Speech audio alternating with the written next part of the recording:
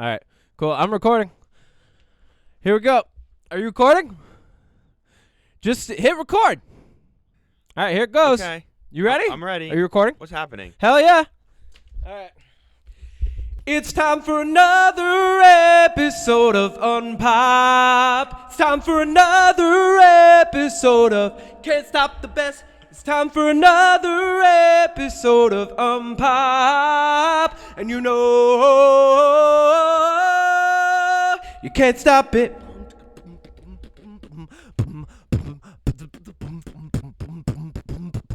What's up, everybody? I'm your host, Kevin Timberlake. With me, as always, is Booty Matthews.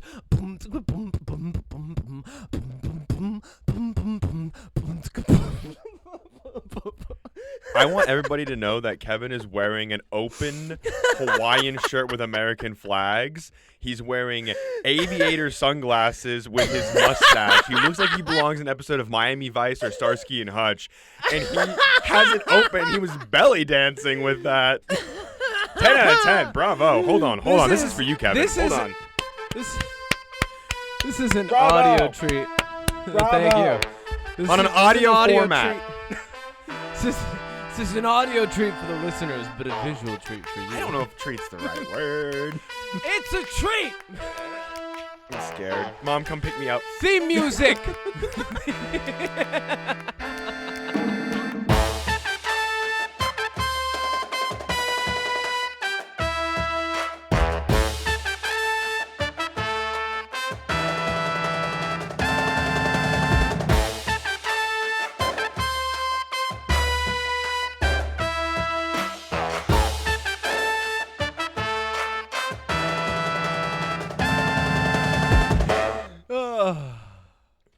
What'd you think of our new theme music? That was our new theme music. That you're playing that again? Yeah, that's what I played right now. I've got a button for it. Ready? I'll hit it right now.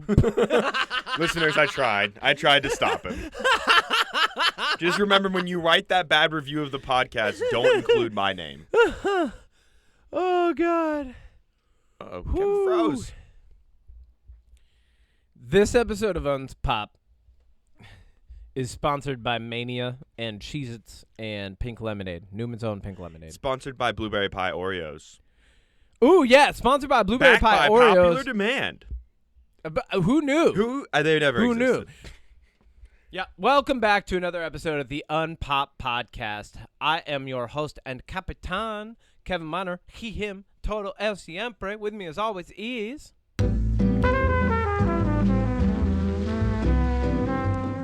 Technical difficulties, please stand by. That's not who you are. You're Odie Matthews. Say your name. I'm technical difficulties. Wait, where are we? Oh, I'm Odie Matthews. Are you still recording? Yeah, I never stop. I'll edit all this. It's great. Oh, yeah? Yeah, I'm going to keep it all in. I figured. Because that's what I do when I say I'm going to edit it all out. I leave it in. We'll do it in post. Okay, we'll do it in post. I'm Odie Matthews. Put my thing in post. Where I say that I'm the chef and I cook up content and I'm a they, he, and I'm here and, you know, that all that. You're like Henry Cavill's mustache. You're neither here nor not here. So I'm either poorly CGI'd off or looking amazing in a different movie. Exactly. I am also like Henry Cavill's mustache. What do you think? What do you think of this going on here? It's good. I'm glad that you're showing me your mustache on our podcast, but it's good. It's regal. Should we give your... It's a regal mustache. Wait. I've almost got a little twirl. Should we give your raccoon avatar a mustache? If you want to, but it's got to be like one of those funny googly eye mustaches. I don't think it would fit. Wow. All right. You lost steam immediately. Yeah. Should we talk about the news? Yes. To the news. Yeah, baby. It's the UnPop News coming at you fresh and hot. From the command deck of the SS Marlon Brando, let's see what this week had in store.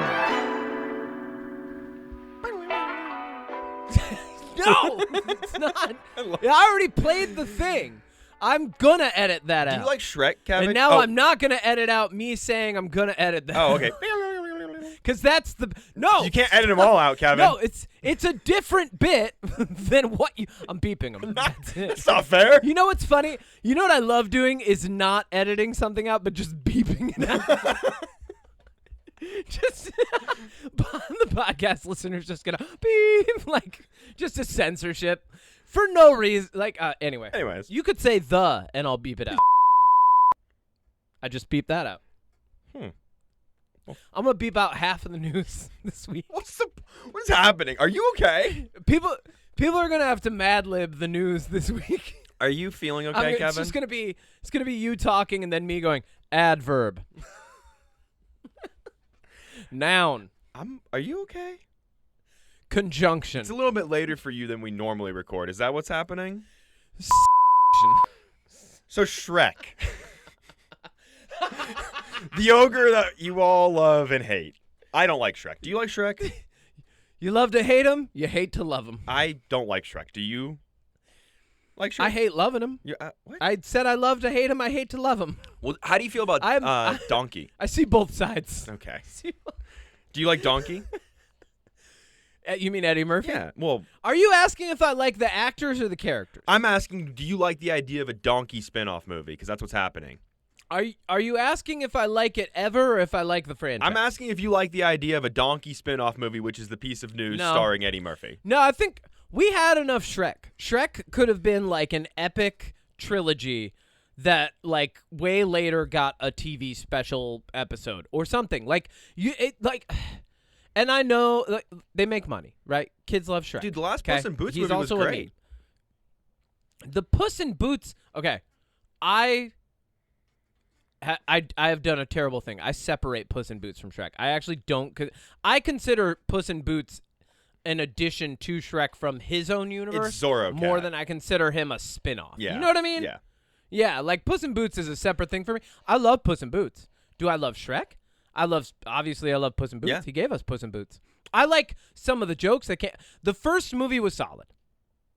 The second, it's all downhill from there, and I can't imagine a Donkey spinoff being much better. Because Donkey, the whole premise of Donkey is that he's punctual because imagine a whole movie of me being this extra all the time. Well, yeah, he's the goofy sidekick. You need somebody for him to bounce I'm a goofy off sidekick. Of. And if you're gonna do it, I know that.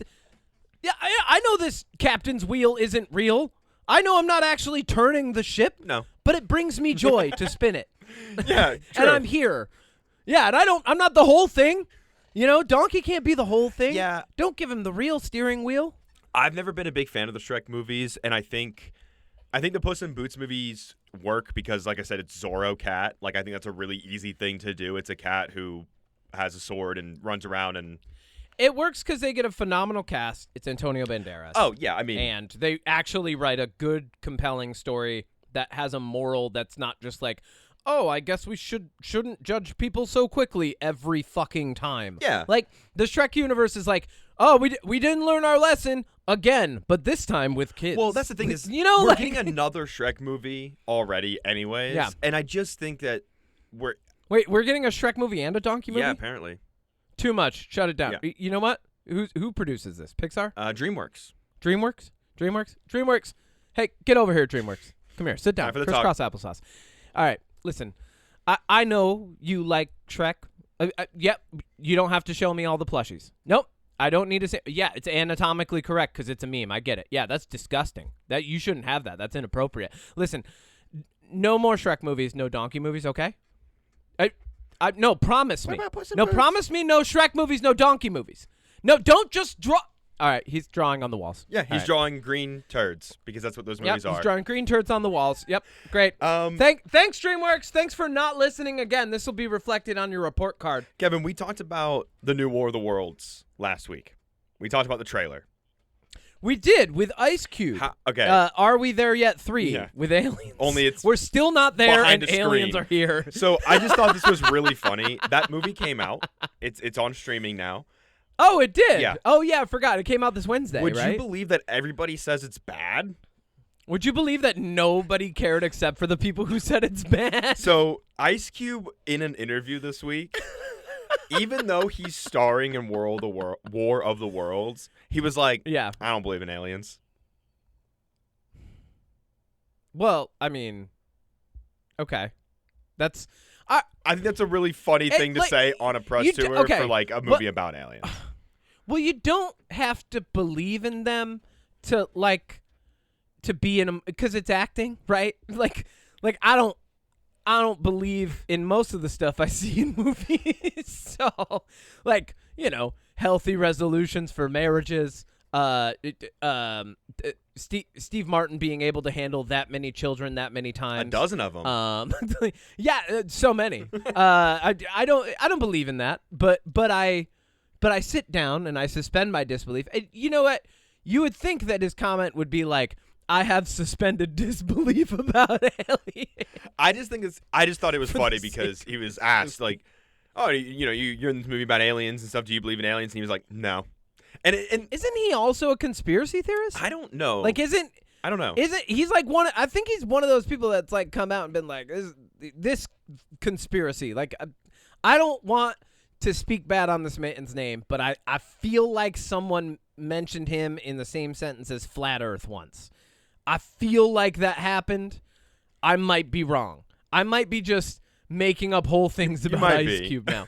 But regardless, yeah, like if you're going on the press tour, say like they could be out there. Like you don't have to believe in them. Like why is there even a press tour for this that's movie? the real question, I think Kevin. that's the real question. This movie looks bad. It's got bad ratings. It came straight to streaming. Why is Ice Cube getting asked questions at all? How did they find Why are him? we even talking about this with any legitimacy? He filmed that movie from his home in a closet. Why is he doing a press tour? I feel like he filmed this movie during the pandemic and then was like, I don't know what to do with all this footage, and shopped around until eventually Amazon was like, $1 million, and he's like, yeah, fine. And then they're like, we can make it War of the Worlds if you just react to some stuff. Yeah, just tell somebody get out of there. I started that movie, by the way. You did? I was going to do it for Magnum Opus. I got about 15 minutes in, and I turned on Hitman Agent 47 instead. And you watch bad movies all the time. But that one was... So that has to be really bad for you to not watch it. That's the bar. Is a movie good enough for Magnum? Because this isn't Odie Matthews watching it. This is Magnum Opus. Yeah, but my Magnum Opus cap the on. character that Odie Matthews becomes. Yeah. And if Magnum Opus can't get through a movie like that, then what hope is there? I think I might revisit it, but... Who will? This is just going to be the movie that like Ice Cube shows at the family barbecue? Just in the background? Just odd. Yeah, just like everybody shows up and he's like, now that you are a captive audience, here's my newest movie. And everybody's like, yeah, another Friday. And he's like, no, it's War of the Worlds. You all knew it was War of the Worlds. And they're like, Triple X2? And you're going to sit here while I go grill.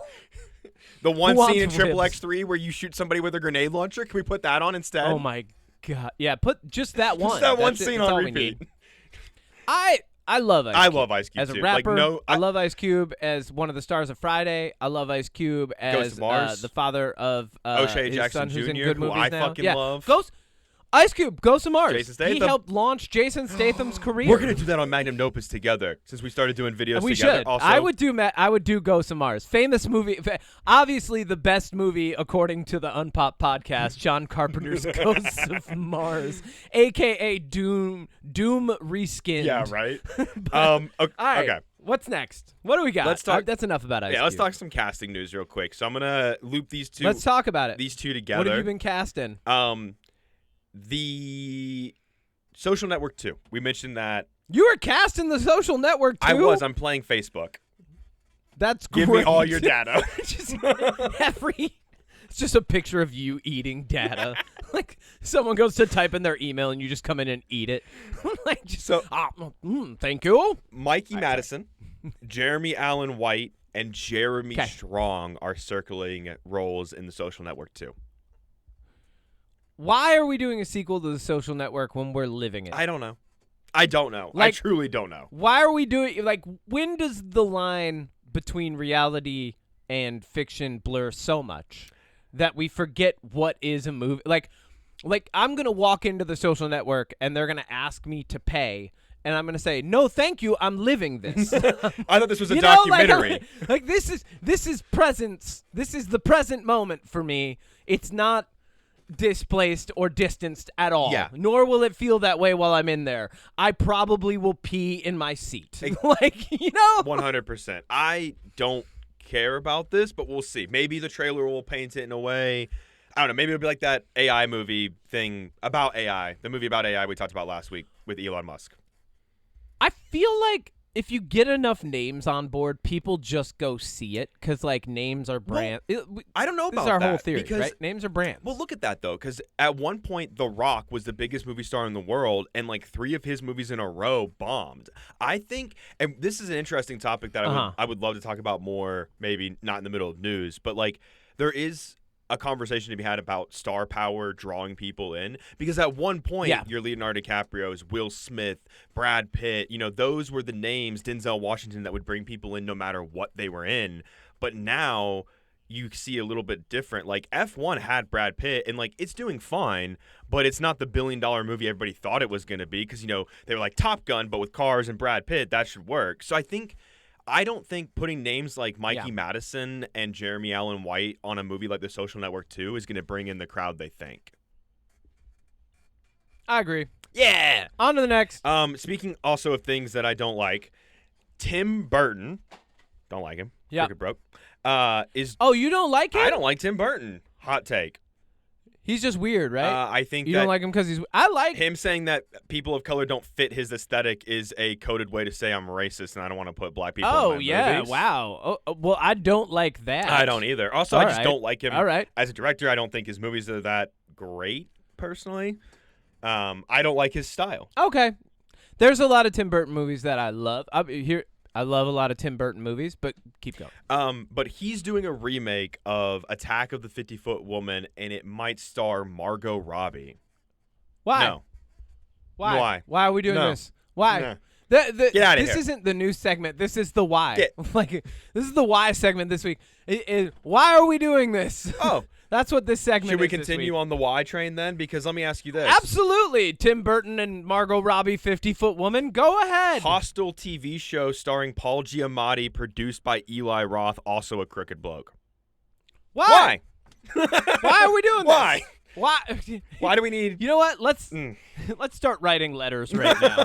Dear Eli Roth. Please, don't. Why? Why are you doing this? Why are you doing this to us? Why are you doing this again?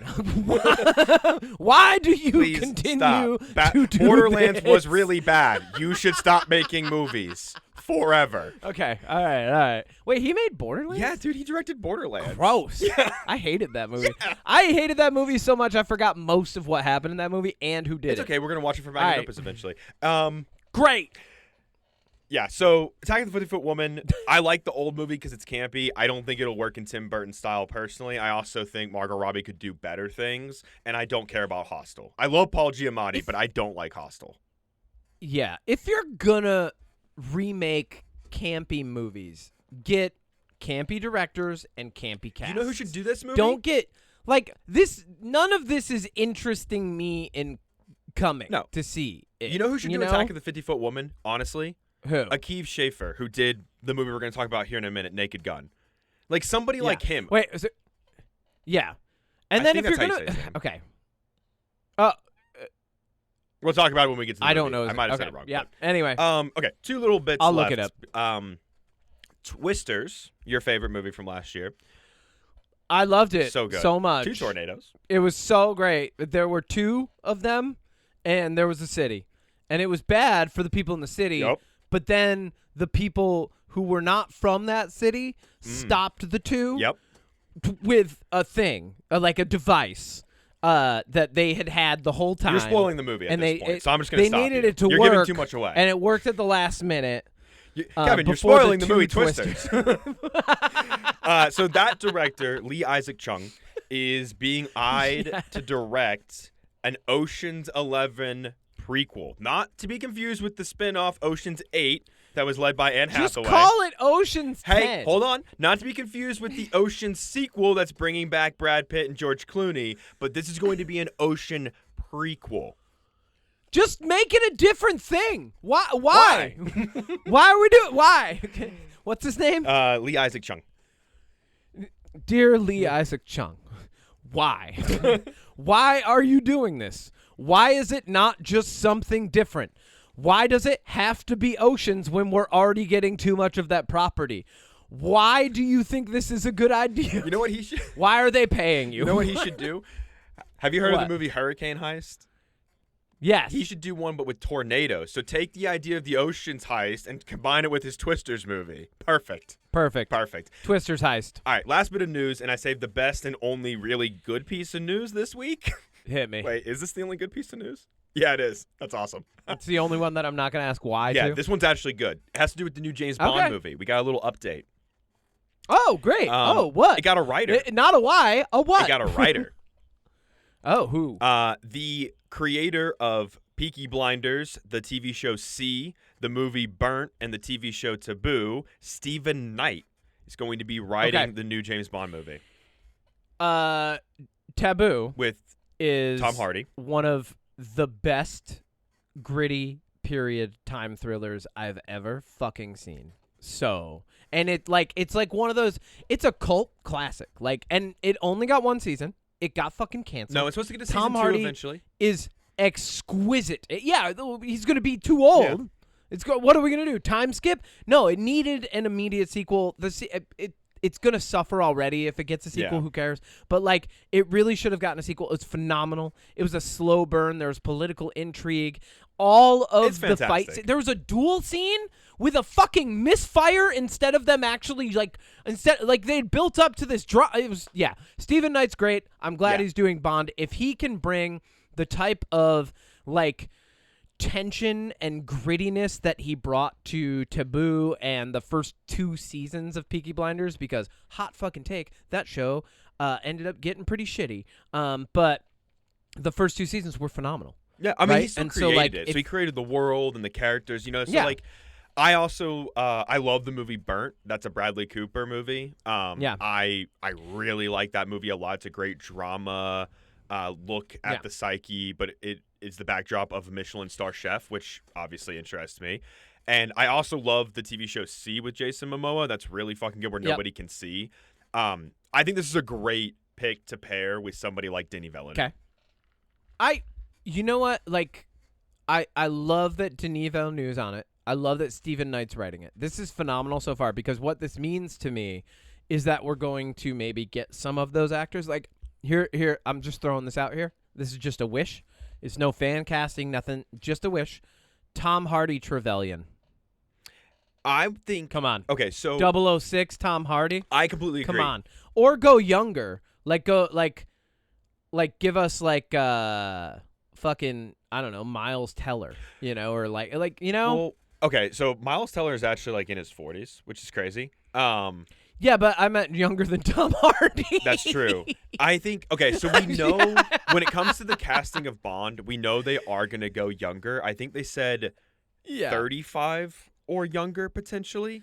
So that does rule 35, out. and then in the movie they're he's 28. I'm saying this as someone who is 38 and gets confused for 28 all the time. So no, it's okay. All right. I'm just saying that I get it. we're not going to get the fan casting of Henry Cavill or Aaron Taylor Johnson. I would be shocked, even though it's the right age. How old is Aaron Taylor Johnson? He's 35, 36. He's the perfect age. But they want to go young, but they want to go 20s, Oh. it looks like. So I think it's going to be a relatively unknown British actor. I don't think it's going to be Tom Holland. I hope it's not Tom Holland. I don't think he should do it. Yeah, that's all I got. I don't think it should be Tom Holland. I think there are some really good up and coming British actors.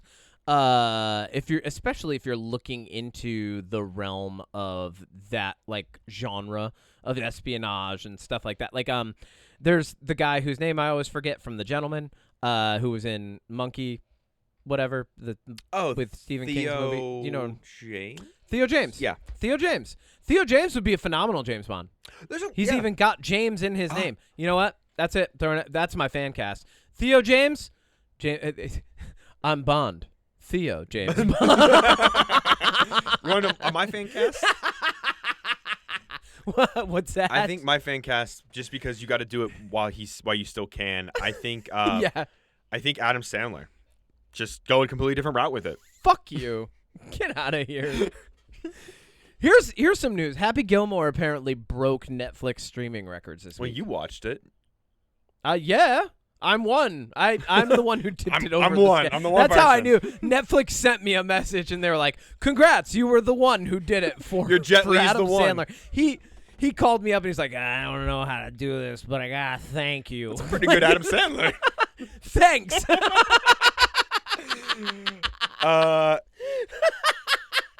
I didn't watch Happy Gilmore 2. Do you want to talk about Naked Gun and save? Is that your jam, Happy Gilmore 2? I don't know. I kind of want to do more Adam Sandler impressions. Oh, come on!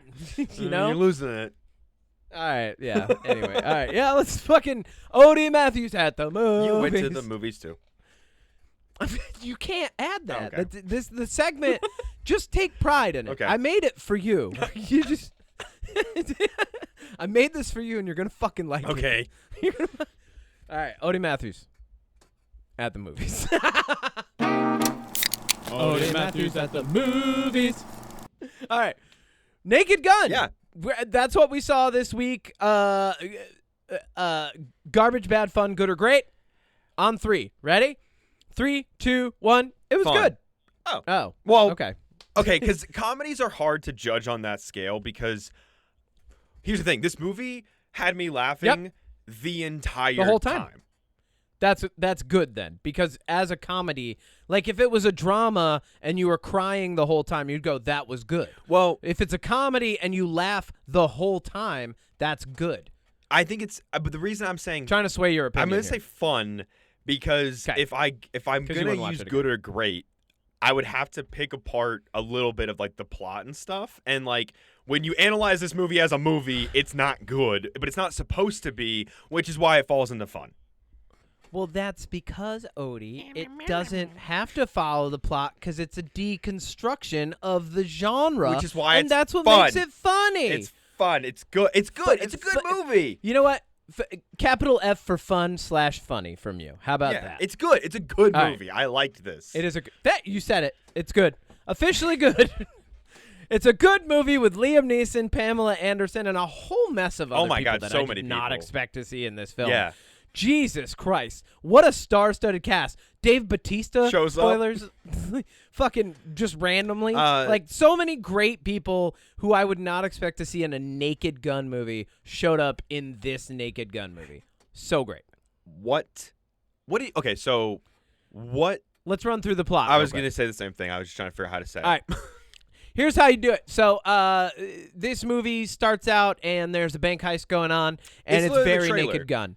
It's Everything we got in the trailer. A little girl skips into the bank heist. Surprise! It's not a little It's girl. Frank it's Drebin Liam Neeson. Jr. Yep, Frank Drebin Jr. And he's just, 1, he's looking to make his dad proud. 2, he's looking to intentionally break the law, apparently. time. And 3, all the time, because he's a cop. And 3, he's just looking to crack cases and crack skulls. And that's what he does the whole movie. But there's a plot device, and the plot device is called the related plot to Pamela device. Anderson.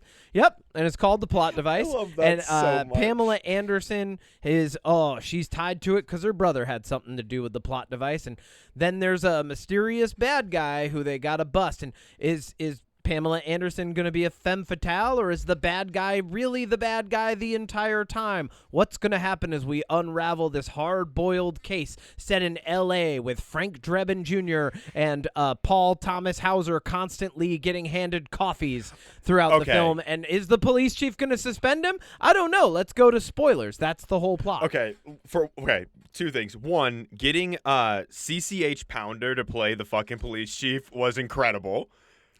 Amazing. And 2, yes, she crushed it. One of my favorite bits is how everybody is constantly getting coffee handed to him throughout this entire fucking movie. But very specifically, is it Paul Thomas Hauser? What's his name? Paul Michael Paul Hauser. Paul Michael. Or Paul okay, Walter Paul Hauser. Michael, Sorry. Paul. I have the cast Walter. up. Paul Michael Walter Thomas Hauser. Walter Hauser. Absolutely.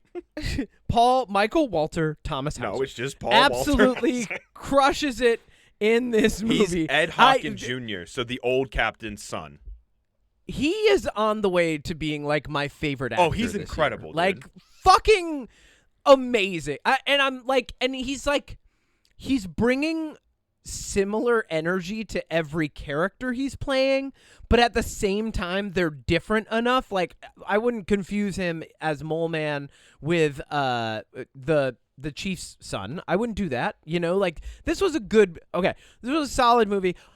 What are some things that you liked about this movie in particular, other than just like the comedy? And then we'll go over our favorite bits later. Like we can cover that toward the tail end. Yeah. Some of the things what were some of the things that you really appreciated? One, I watched an interview with Liam Neeson, and I give Liam Neeson a hard time on Magnum Opus in a fun way because I pick on him for being like the pinnacle of like the old dad movies, starting with Taken, Which they make a joke about. Yeah. And I love that because he recently said that he's kind of embarrassed by those movies looking back on them.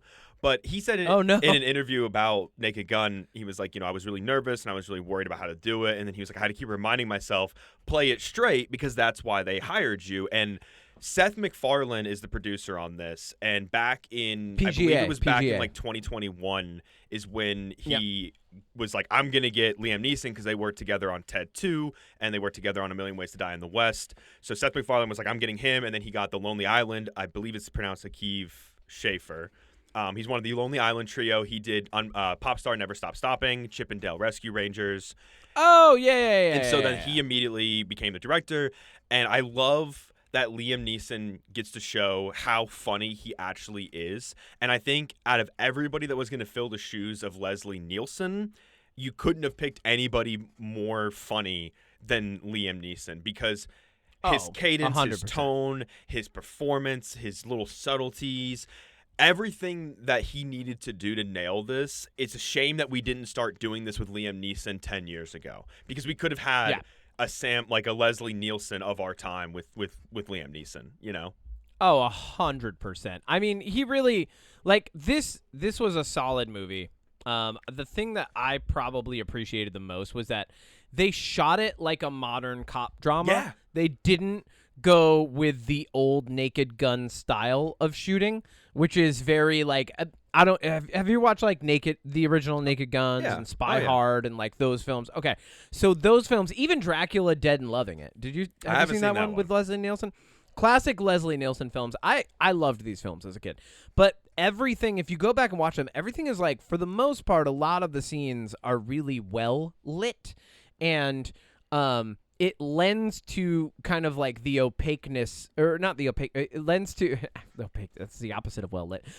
It lends to the transparency of the comedy because there's always something going on in the background that's funny on top of what's happening in the foreground. You know what I mean? Yeah. So like, having this film in the style of a modern cop drama meant that there was a little bit less background stuff going on, but it gave it a different enough feel while still opening up the door for Liam Neeson to play a straight character. Because like a lot of people are like, oh, I don't know about Liam Neeson being funny. And I said to you the same thing that I said to anybody who mentioned this. I was like, well, Leslie Nielsen, what's funny about him is he doesn't play goofy. He's straight the entire time. He's a straight man.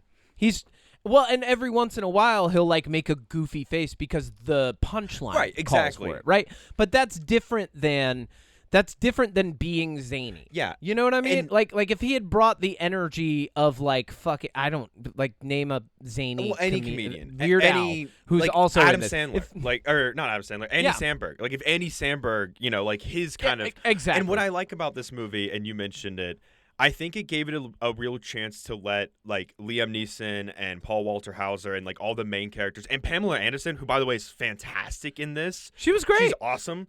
I think it gave them a chance to really shine. And I love the old Naked Guns and like Airplane and all those, but there is a lot of stuff going on in the background. I think sometimes it can be too much. And in this one, there's the perfect amount of background stuff. Like there's one time I agree where there's a bit going on and it's somebody walking out of a cold room with like a parka on, and above it says cold cases while Liam Neeson's talking. I'm like, that's the perfect ratio. Like he's being funny. There's something funny in the background. Like this movie is really well balanced on the type of jokes and the type of comedy that it uses. Like every time somebody's handed a coffee cup, that bit is perfectly timed. The things that are going on in the background with the jokes and that are going on with the characters, the types of jokes, the severity of the jokes, because there's one bit that is very like, some people are not gonna like that.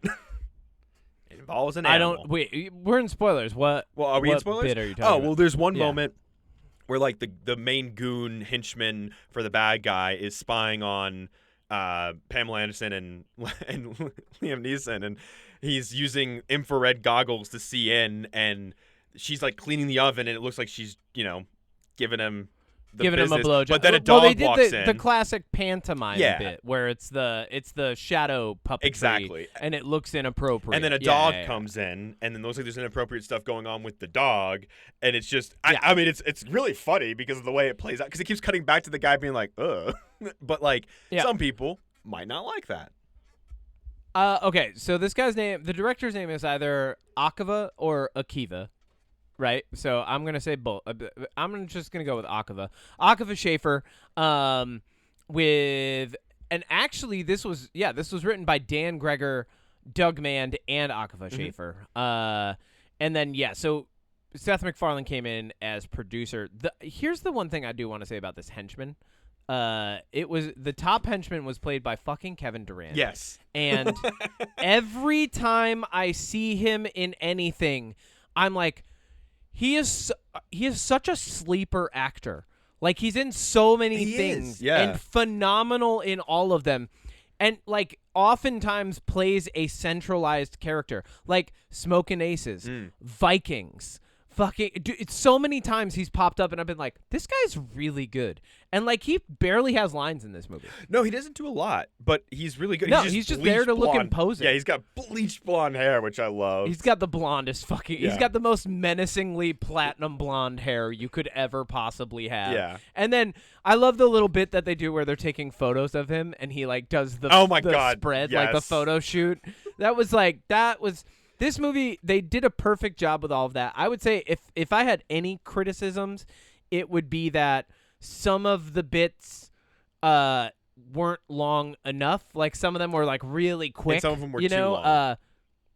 And also, I think they could have used Kevin Durant more. I think he could have played into some more of them. And maybe there are scenes where he does. Well, there's maybe there is a director's cut in the future coming. Oh, I and hope we'll so. get more Kevin Durant. Because this is a short movie too. It's very quick. Oh yeah. They could have used Liza Koshy more too. She's the Fed detective, right? The federal agent who, remember, they're doing when they're doing the big bit with Kevin Durant. That's what I was gonna say. I love that bit. Where that was my favorite bit of the whole movie. Yeah. All right, I think we've got enough, and they keep dropping the set. That if you was ever so saw fucking. Mission Impossible, I think it's 6. They use the same bit where they put a guy in a hospital room, tell him he's been unconscious for a couple days, so past the event that was supposed to happen, and they use that to try to get him to confess. And then as soon as he does, the scene changes, and then somebody else confesses, and then the scene changes, and then somebody else confesses, and then the scene changes. Oh my God! Keeps going, and I don't think there was a single bit in this movie. There's only one bit, and it's the owl at the end, when it poops on the guy on the motorcycle. That is the only bit that I was like, that one's not that great, but almost every other one was good. Danny Houston plays Richard Kane, the bad guy in this film. And he is the best fucking bad guy. Like, I feel like if you put him in anything now, I'm going to be like, oh, here's the villain. Yeah, He could show up and he's like, I'm the new football coach for this team, and we're going to have to get it together because you had a losing season last year. And I'd be like, oh, he's the villain. I'd be like, he's not going to save the team at all. They're going to have to save themselves. I also think that the ending to this movie, I think it pulls it off really well because, and tell me what you think about this. With comedies, the ending is really hard because you saw One of Them Days, right? Yeah. You kind of know that movie's going to end with the two main characters in that. Everything's going to be fine for them. Because that's usually how comedies, most of the time, they end with, them coming out on top, but they just went through a bunch of shit to get there, right? So... yeah, it's like the Rush Hour series, exactly. Right? And so, it's all going to turn out fine. With this one, I was really I wonder how they're going to stick the landing. And basically, the plot device is Kingsman. It's going to send out a frequency to make everybody attack each other. Yep. Danny Houston's doing a big Kingsman. He's doing Kingsman but instead of making people rage out, it's reverting them to their most animalistic behavior, which apparently is justified. I guess. I guess it's a comedy. Yeah, Who it doesn't fucking matter. Cares? But I like that when he has his standoff with Frank Drebin. He's like, all right, we're going to fight. And Frank just punches him in the stomach once. And the guy's like, oh, my God. Oh, that hurt. Oh, why did you do that? You hit me right in my tummy. He's like, do you want to keep And then fighting? he's like, do you want to no. No, my tummy still really hurts. That was like they made it such a grounded scene. Good.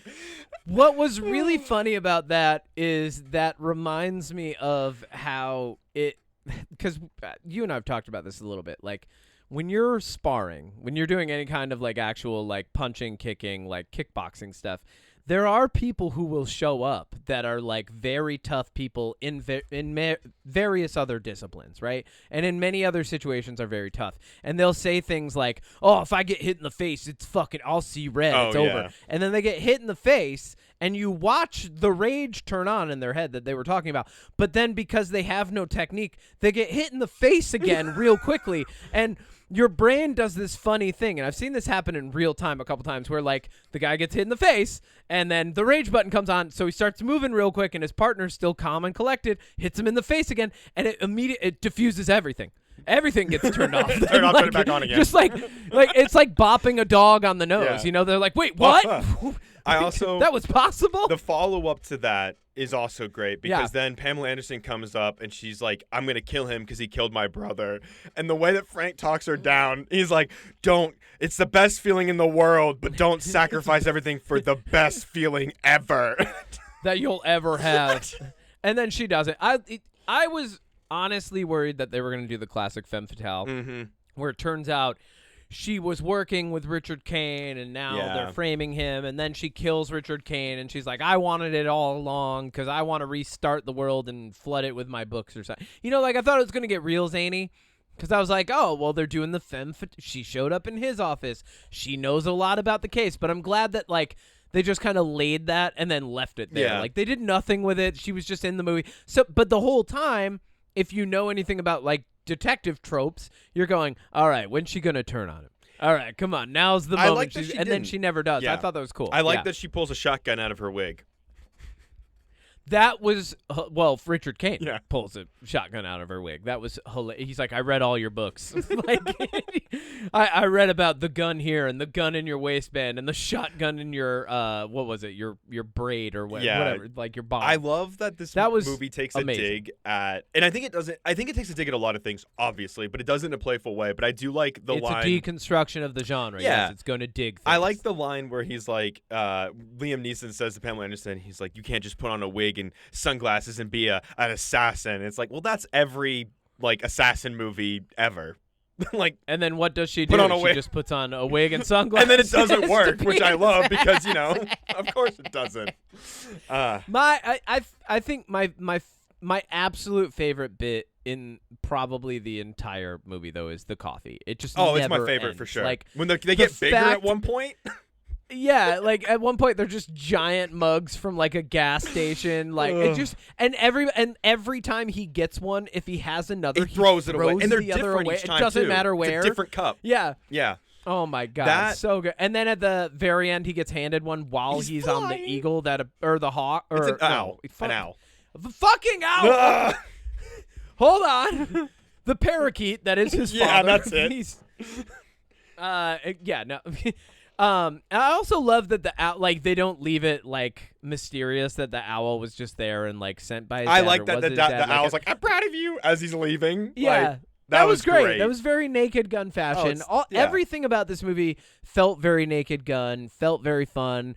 You know, they were asking questions like UCLA, and she's like, "Yes, I do every day. I live here." Those like, bits, you know, like those were the best kind. Perfect. Like, that is just A+ writing. Like every scene, every single scene, there's a moment where somebody says something, and Frank Drebin is just like, just completely takes it the wrong way. Like 100%. I love that. One of my favorite bits was in the trailer. And so I'm not going to say it's my favorite, but I really like the wall of dead dads. And then it gets to O.J. Simpson. He's like, hey, Dad. Mm-mm. And he's just like, I'm not doing this.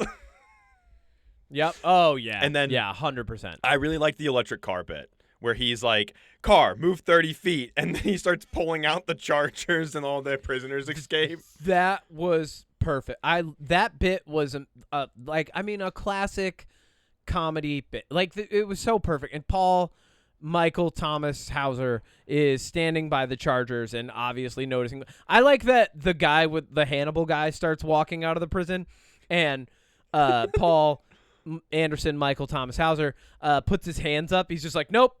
He's like, nope, not that one. So Paul, I might be a detective, but I don't want to deal with that guy. Paul Walter Hauser grew up watching the Naked Gun movies, and he was super, super excited to be in this one. And honestly, he does a phenomenal job. He plays a really good, mostly straight character on top of like Liam Neeson's straight character. You know what I mean? Like he's more of Ware, but then even he gets a moment where he's just handing beer to kids, and then he's fighting kids. Like he still gets his silly, goofy moment.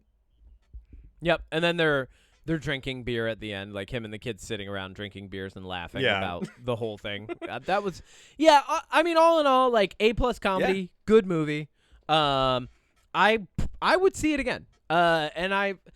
This is like the type of absurdist humor that I think it just does well, because like it's fun, it's easy. Yeah. They keep it relatively light. I mean, even if you're offended by the dog joke, the real punchline of like the dog coming in and looking like it's licking his nuts in like the shadow, the heat. Well, it's, at that point he turns on heat thermal goggles, right? So it's like the dog comes in and you see it in thermal and it looks wrong, but we see that it's nothing wrong. And then the punchline is Kevin Durant's character going, I don't like that. Yeah, that's, like that. Yeah. The punchline is that like he doesn't approve, so like even there they played the comedy really well in a way where it's like not gross out offensive. It's not gross I think the only time it gets close to gross out offensive is when they're interviewing or they're interrogating Busta Rhymes, and they go to his body cam footage. That was a great fucking bit.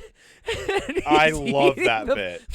That might be my favorite bit. Dog and drinking coffee. I need to find a toilet. And then he gets back in the car and he's like, "You're a disgusting human." And then he goes to eat another chili dog. Don't do it, man. Everybody in the room. Don't do it. I had 5 more that Everybody in the room is concerned. That was a really, because even I in the theater was like, don't do that. Okay, so I texted you when I walked into my theater, because I walked in like right before it started. My theater was mostly full. I went at like 10 a.m. Okay, so I was expecting it to be somewhat full. I was definitely the youngest person in there, which is. Well, at 10 a.m. Yeah. Regardless of what movie you're seeing, yes. Yeah. Unless it's like How to Train Your Dragon. Like, yeah, all right. That's fine. Yeah, true. But it was funny because. Right? Yeah. Oh, yeah. Well, I mean, I knew what I was getting into. Like, I know what this. Like, there's obviously an older generation that's going to like this movie. And what I loved about my theater is there was one guy who fucking loved this, and I could tell because he was laughing more than anybody else. Like every single bit he thought was hilarious. And the lady next to me, I thought she was gonna have to walk out for a second, because during the body cam footage she was losing it. She thought that shit was so funny, and then her laughing the bit made me laugh even more. I cried a little bit in this movie laughing so hard at one point. Like it's good. A couple times I cried so hard that you cried so hard you laughed? I cried so hard I started laughing. I came back around on my emotions. I would only be concerned if you were like, I went to a 9:30 showing and like everybody was over 50. I would have been like, what were they doing out of their community at that time? They have a home to be now. Can you guess who laughed the most at Naked Gun in my theater? You. 100%. You know I laughed the most in this movie. I am so glad that I found a seat by myself away from most of the people in the theater, because it was still pretty full, actually, in mine too. And I wasn't the youngest. There were definitely a couple kids with their dad. And I noticed this anyway, like even during Fantastic Four, like bits that are like any bit funny, I laugh at. Like I don't know. I'm having a good time. My maybe something is either overly right or overly wrong with my limbic system, and I just have more endorphins than everybody else normally. But like I laugh in the theater, like every single even when Silver Surfer gets caught in the black hole at Fantastic Four that we saw last week, right? Like I was like, I laughed at that moment. I was like, ha! I was like, got her. Like, anyway, but yeah, so I laughed a lot, and very loud. I did too. The whole time. I wasn't loud, and but I I laughed a loved. lot. I even loved the credits, like the little credits bit where they're like, "Have you been watching us this whole time, you sickos?" Well, like, did you see the trailer of Liam- Liam Neeson where he was like, "For the price of one movie ticket, you can save a comedy. There's a comedy in need right now." The naked, like, did No, you see I didn't that? see that. It was leading up to No. it. Yeah, it was. I saw it. I love that.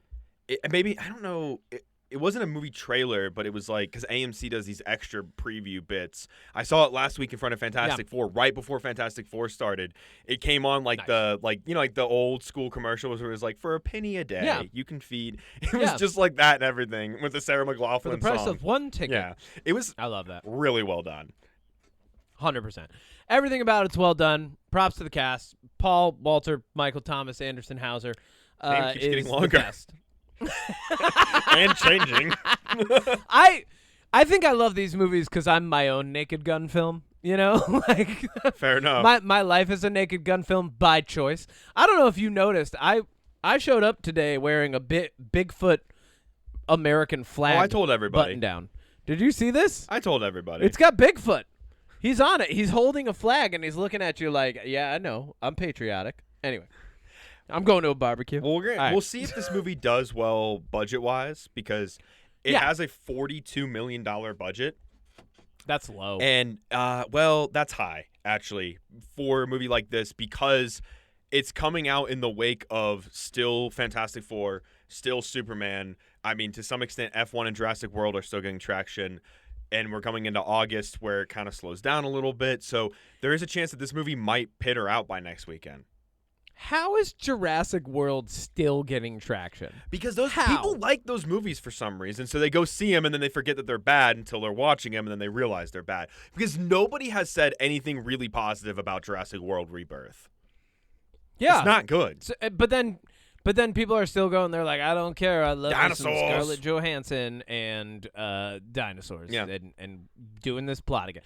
That's fucking weird. This movie deserves to one, make double its budget back. I mean, I think it will. I think here's what I think. I think if the news gets out that this film is good, more people will go see it next weekend because they'll be like, oh, people are saying it's good, which people are saying it's good.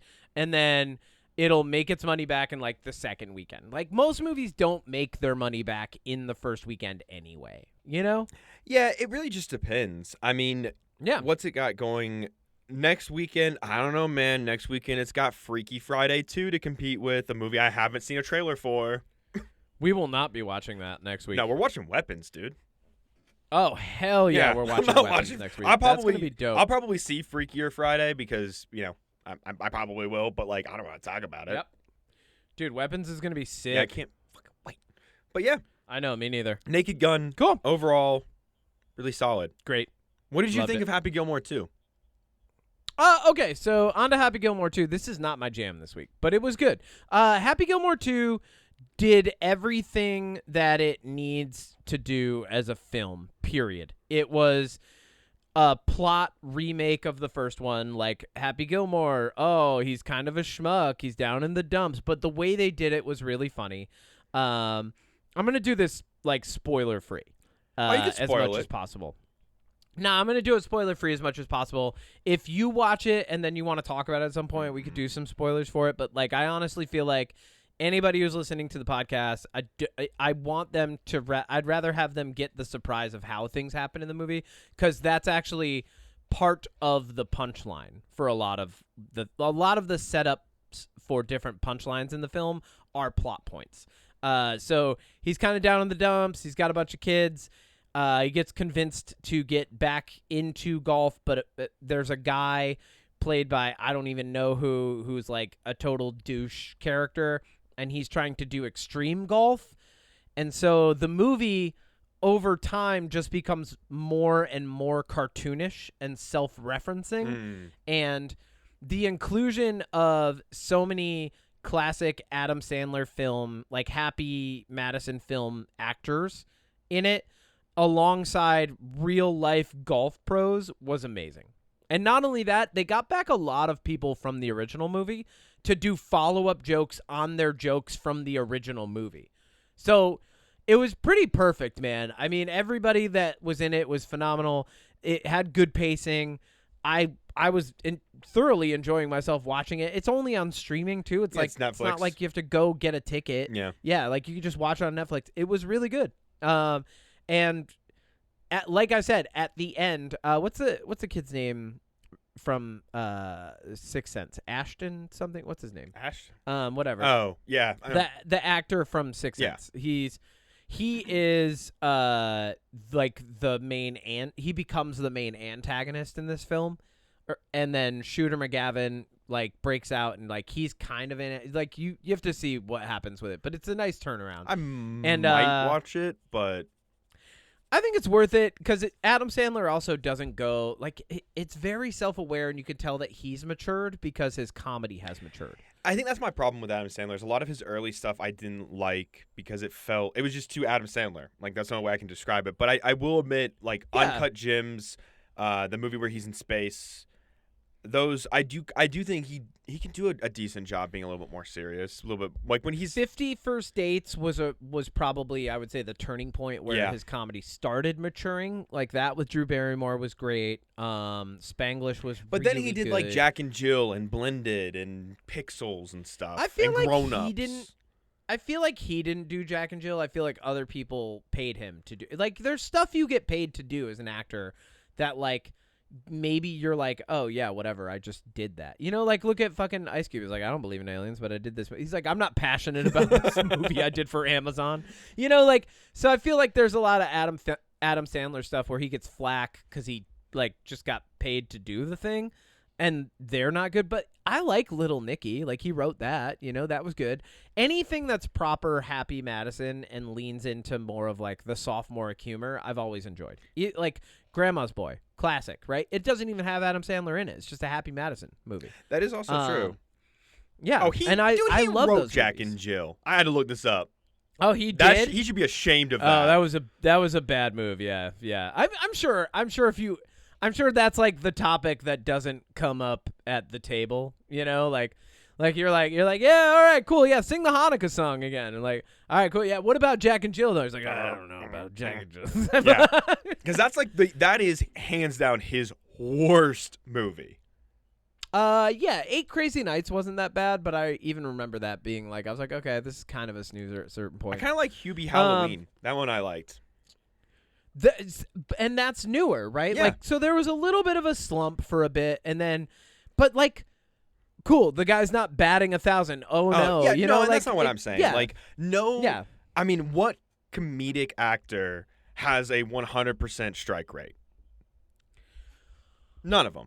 Like, none of them do. Hold on. Moment of silence think. for all of our comedic actors okay. who don't have. No. Think about it, but moment of silence just in case we can't come up with a name. This is a double function. It's either a moment of silence or we'll come up with someone who's batting 1,000. Oh, Ah! I got somebody. Shrek. Eddie Murphy. Fuck you. All right. What, you didn't like moving Meet on. Dave where he poops out Moving hot dogs? Moving on. You didn't like the Pluto Nash movie? I actually did Of like course Pluto you did. Nash. Moving on. All right, what's your jam this week? Can you go first? What I do gotta you got grab. for me? I gotta grab mine. Yeah, I can go first.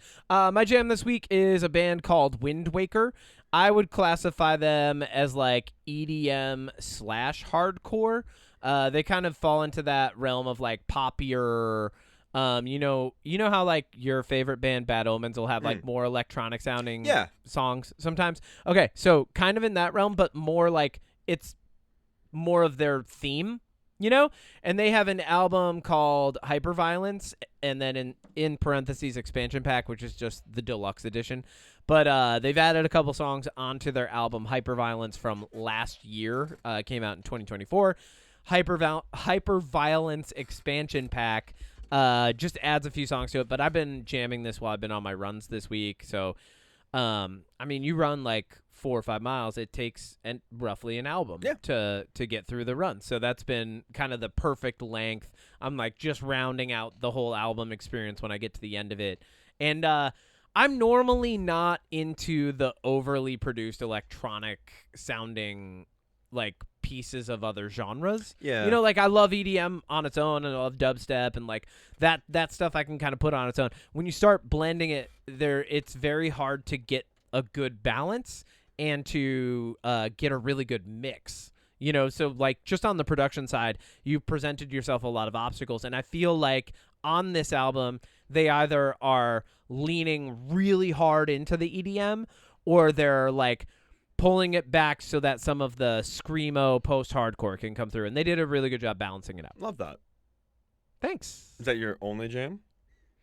That's it, man. I don't think I have any other jams this week. I can't think of anything else that this, because this was a busy and long ass fucking week I was for gonna me. say So I don't have really much for my jams because I used what little free time I had to catch up on. I have no jams. I watched more stuff from Magnum Opus, so you know. Oh yeah. But what I will say is I've mentioned this podcast before.